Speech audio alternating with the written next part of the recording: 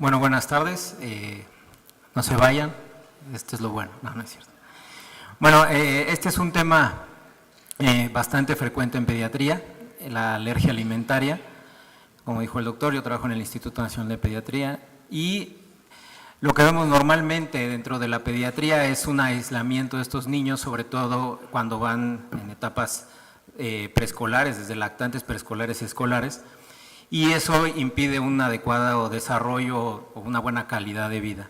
Entonces, antes de establecer cuáles fueron los avances en las últimas reuniones de la Sociedad Norteamericana de Gastroenterología y la Europea de Gastroenterología, me gustaría acotar algunas definiciones que son importantes. Bueno, número uno, intolerancia es cualquier reacción indeseable que ocurra a la ingesta de alimentos, y alergia alimentaria estamos hablando de una reacción inmunológica.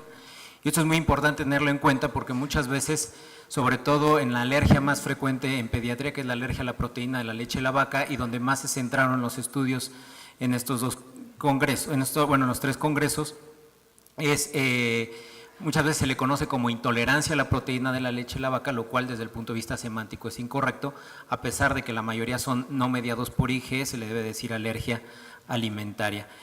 Y sabemos que esto ha incrementado de forma frecuente, de forma importante en estos últimos años. Ha habido una transición epidemiológica importante y ahora vemos más enfermedades inmunológicas y las enfermedades alérgicas también están cobrando una gran importancia. Y bueno, en relación a la prevalencia, básicamente sigue lo que muestran los nuevos estudios es que hay un incremento en la prevalencia de la alergia en general y sobre todo de la alergia alimentaria. Más o menos la prevalencia es de un 5 o un 7% en los niños menores de 3 años y lo que dice la literatura, un 2% en los adultos. Y básicamente siguen siendo los mismos alergenos, la leche, el huevo, los mariscos, el pescado, las nueces, la soya, el trigo y los cacahuates, y cada país va teniendo una epidemiología diferente y bueno, eso es importante tenerlo en cuenta. La alergia a la proteína de la leche de la vaca, como les había comentado, es de las alergias que se ven con mayor frecuencia, y ahora todos los esfuerzos se centran en ver cómo podemos evitar esto que es la marcha alérgica. La marcha alérgica es cuando empieza un niño con alergia alimentaria en los primeros meses de la vida. Sabemos que con muy alta probabilidad va a desarrollar alergia respiratoria, alergia dermatológica y va a ser un niño atópico. Entonces, los estudios se centran en conocer la etiología. Y bueno, solamente para acotar aquí, la cesárea es uno de los factores de riesgos más importantes para el desarrollo de alergia, y como sabemos México es uno de los países uno de los países de la OCDE que tiene mayor tasa de alergias. Y este es un estudio del doctor Ejesbo, en donde vemos que con antecedentes maternos y que nacen por parto por cesárea, un niño tiene hasta un RR ajustado de 7.8 de tener alergia alimentaria, comparado cuando tiene antecedentes y nacen por parto vaginal. Y esto la doctora Domínguez Bello lo demuestra en su trabajo en relación a la microbiota intestinal. La microbiota intestinal sabemos que juega un papel importante en el desarrollo de la alergia alimentaria, y comparando los niños que nacen por vía cesárea y vía vaginal, vemos la diferencia en la microbiota y la similitud que existe entre la microbiota de la vagina de la mamá y la microbiota gastrointestinal del niño que nace por vía vaginal, y la comparación de los niños que nacen por vía cesárea, que es muy similar la microbiota con la piel de la mamá. Y esta es la ENSANUD, nada más para demostrarles cómo en México la tasa de cesáreas en medio privado es de 69.6%, comparado con medio privado que es de 40.9%. Y ustedes van a hospitales privados y puede ser la tasa cercana al 100%. Entonces, ¿qué ocurre con la leche, con la mamá? Bueno, la mamá sabemos que debe de tener una adecuada ingesta porque la programación metabólica inicia desde antes de que el niño nazca, y en los primeros 9 meses de vida va a haber un cambio importante en todo el metabolismo de la mamá, de tal suerte que lo que ingiere la mamá va a repercutir directamente en el estímulo tolerogénico del niño. Si la mamá consume adecuados alimentos y tiene una microbiota, digamos, adecuada, neubiosis, va a haber una producción de interleucina 10, TGF-beta, y esto va a promover la tolerancia oral, que es donde se centran los estudios actualmente. La leche humana, sabemos que es uno de los factores de protectores más importantes para el desarrollo de alergia, porque contiene citocinas antiinflamatorias como TGF-beta, interleucina 10, tiene prebióticos, tiene más de 150 oligosacáridos que funcionan como prebióticos y tiene más de 100 probióticos que también modulan la microbiota del niño. Tiene IgA secretora y tiene factores antimicrobianos que van a ayudar a evitar que el niño desarrolle alergia. Y otro de los aspectos más importantes es la vitamina D. La vitamina D, hay estudios que demuestran que la vitamina D, cuando hay deficiencia de vitamina D en la madre, y va a haber deficiencia de vitamina D en el niño, va a haber una mayor probabilidad de desarrollar alergia. Sí sé que cuando hay niveles séricos menores de 50 nanomoles por litro en este estudio australiano, hay 12 veces más riesgo de tener alergia al cacahuate y 4 veces más riesgo de desarrollar alergia al huevo. Entonces, es una de las situaciones que se ha estudiado con mayor relevancia. Otra situación sabemos que son los alimentos procesados y que muchos niños en los primeros meses de vida, después del periodo de alimentación complementaria, en el periodo de alimentación complementaria, reciben una gran cantidad de alimentos procesados. En este estudio del doctor Grimshaw, evalúa durante 2 años a una cohorte de niños que reciben una dieta de alimentos naturales y una dieta de alimentos procesados y compara la incidencia de alergias en ambos grupos, encontrando mayor alergia alimentaria en los niños que tienen o que reciben alimentos procesados. Y lo que sabemos todos, la teoría de la higiene, entre menor expuesto esté el niño a diferentes bacterias, mayor probabilidad va a tener de desarrollar alergia. En este estudio el doctor Mars, en niños, cuando son niños hijos únicos, nacen por cesárea, utiliza la mamá una gran cantidad de desinfectantes, todo el tiempo está con el Lysol y recibe una gran cantidad de antibióticos.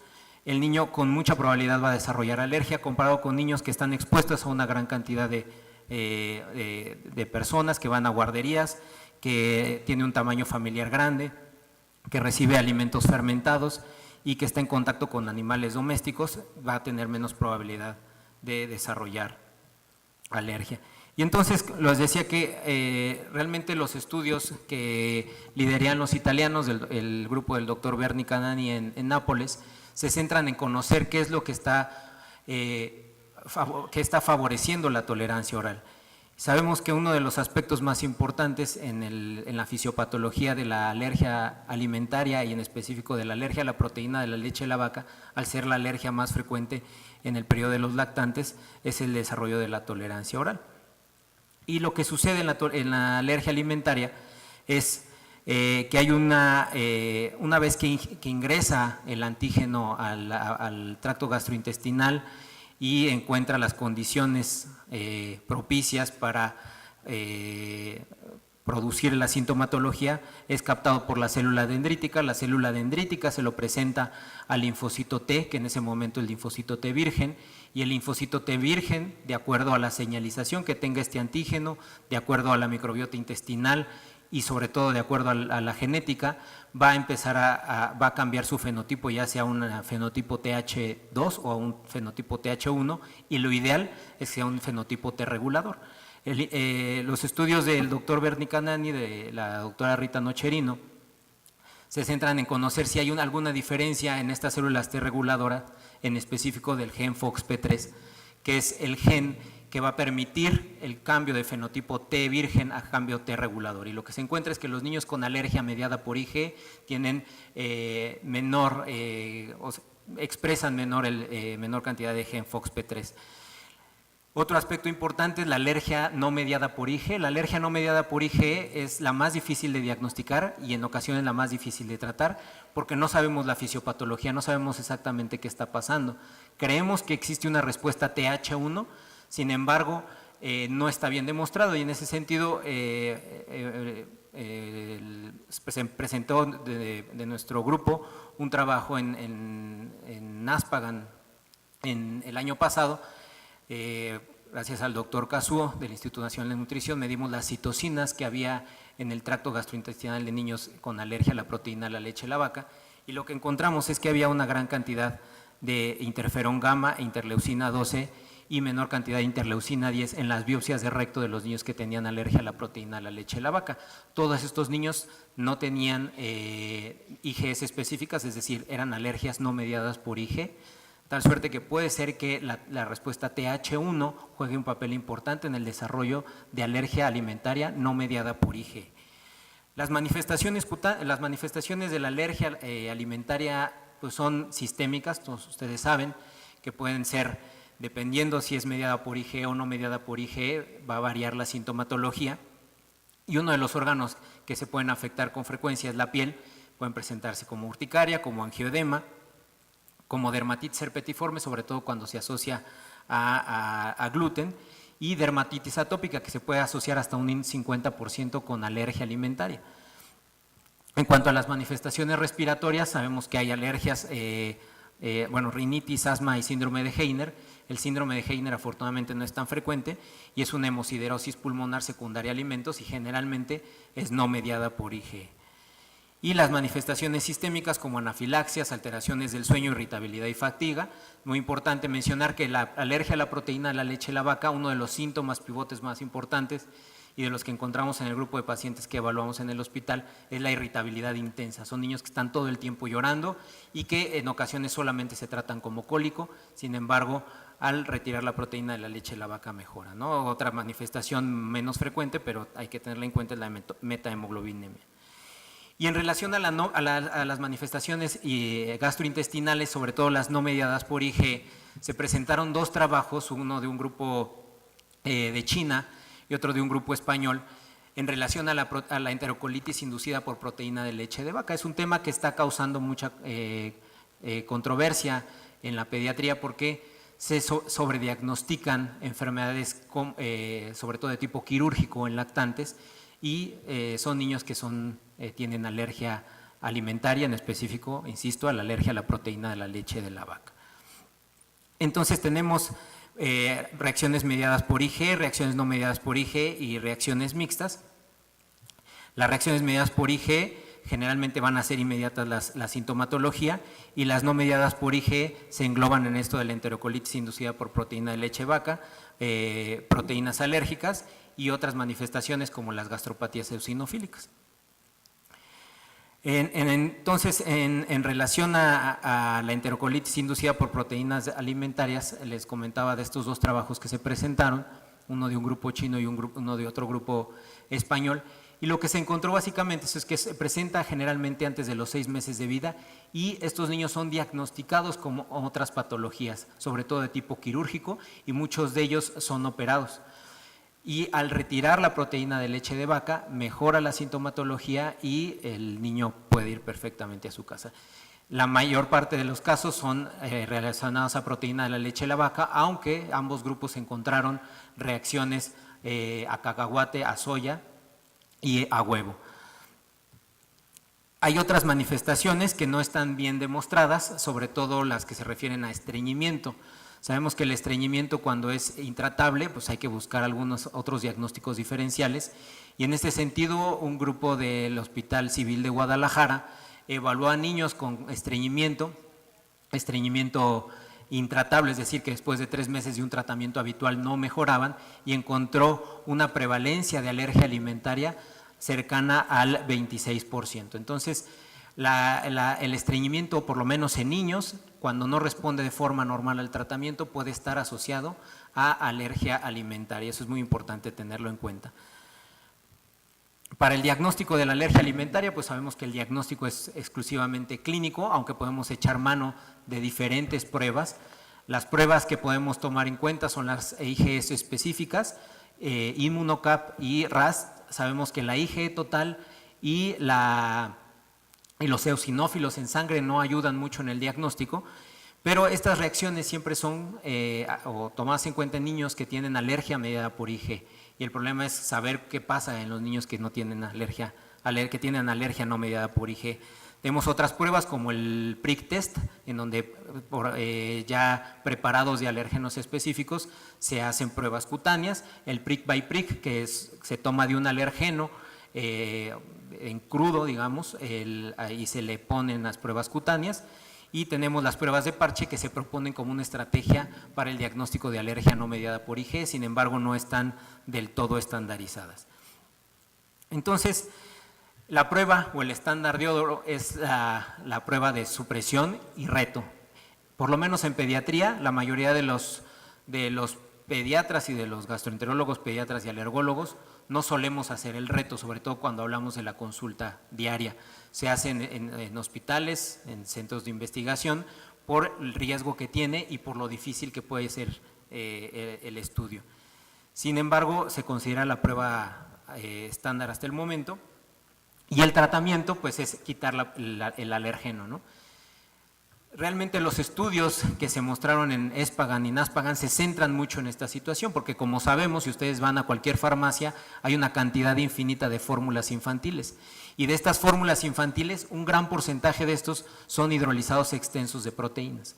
Entonces, lo que intentan evaluar es la eficacia y seguridad de cada una de estas fórmulas.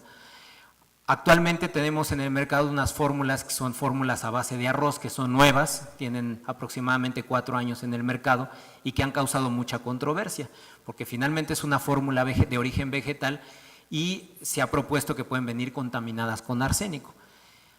Sin embargo, las fórmulas de arroz son muy útiles para el tratamiento de alergia y los españoles son los que más están estudiando estas fórmulas, que son seguras y eficaces de acuerdo a los estudios mostrados sobre todo en el Congreso de la Sociedad Europea de Gastroenterología. Y sin embargo, en otro estudio también en ESPAGAN, se mostró que las fórmulas que son a base de proteína de origen animal logran el desarrollo de la tolerancia oral con mayor rapidez, y esto es por los péptidos residuales que quedan, que favorecen el estímulo antigénico constante en el niño y desarrollan tolerancia oral con mayor facilidad. Entonces, una de las situaciones más novedosas que hay en cuanto a alergia alimentaria es la inmunoterapia oral. Sabemos que en las alergias respiratorias se dan inmunoterapia de acuerdo al alérgeno que se esté identificando, y en la alergia alimentaria esto era como un tabú. Sin embargo, ahora se sabe que dependiendo del tipo de alergia alimentaria a la que estemos tratando va a tener una respuesta adecuada. Y en este estudio realizado en Japón por el doctor Yanagida, se demostró que la alergia al cacahuate tiene una mejor respuesta en la inmunoterapia oral, seguida de la alergia al huevo, después al trigo y finalmente a la leche, ¿no? Hay un estudio que se mostró en ESPAGAN en donde españoles evaluaron inmunoterapia oral en un grupo de pacientes, y la sorpresa fue que en el trayecto de la inmunoterapia oral estos pacientes desarrollaron en algunos casos esofagitis eosinofílica. Entonces, la situación es que tanto vale la pena suspender la proteína a la cual es alergénico el paciente, esperar un tiempo a que desarrolle tolerancia oral, o estimularlo y que produzca sintomatología de este tipo, ¿no? Bastante controversial. Y yo creo que la cereza del pastel es este estudio. Este estudio es el estudio IT, que fue muy nombrado sobre todo en la Sociedad Europea de Gastroenterología Pediátrica. Es un estudio que se llevó a cabo en Reino Unido, y todos ustedes, bueno, creo que la mayoría son gastroenterólogos de adultos, aprendieron en la facultad que había que evitar ciertos alimentos alergénicos después del año de edad. Ahora lo que se sabe es que mientras más temprano demos estos alimentos, menor probabilidad va a haber que desarrolle alergia. Entonces, en este estudio, que es un ensayo clínico, en donde se evaluaron 2 grandes cohortes de pacientes, en donde a un grupo de pacientes se les dio alimentos de acuerdo a la forma estandarizada y se restringió los alimentos que consideramos entre comillas alergénicos, y otro grupo de pacientes se les dio de forma temprana este grupo de alimentos, que son huevo, trigo, soya, pescado, etcétera. Se vio si había una mayor probabilidad o menor probabilidad de desarrollar alergia. Y entonces nos damos cuenta que lo del grupo que se le dio una introducción temprana de estos alimentos tuvo menor tasa de alergia en general. Esto es en el análisis de intención a tratar, y cuando se hizo el análisis por protocolo incluso tienen menor cantidad de alergia estadísticamente significativa. Entonces, cambia un paradigma en la introducción de alimentos de forma temprana. Dar los alimentos tempranos puede ayudar, ¿no? Y este es un esquema que ilustra las formas de prevenir. Hay que exponer al sol a nuestros niños para que sinteticen vitamina D, hay que exponerlos de forma temprana a los alimentos a los que son alergénicos, y pues de alguna forma que estén más expuestos a bacterias para que desarrollen o evitar el desarrollo de alergia alimentaria. Si hacemos lo contrario, el niño con mucho más seguridad va a desarrollar alergia alimentaria. Entonces, para finalizar, la alergia alimentaria es una entidad que vemos con mayor frecuencia en pediatría. Existen factores de riesgo que pueden ser modificados para evitar el desarrollo de alergia, sobre todo cesárea, alimentos, etcétera. Las manifestaciones clínicas son diversas y hay que aprenderlas a reconocer. Y la introducción temprana de alimentos alergénicos, entre comillas, parece de reducir precisamente el riesgo de alergia alimentaria. Muchas gracias.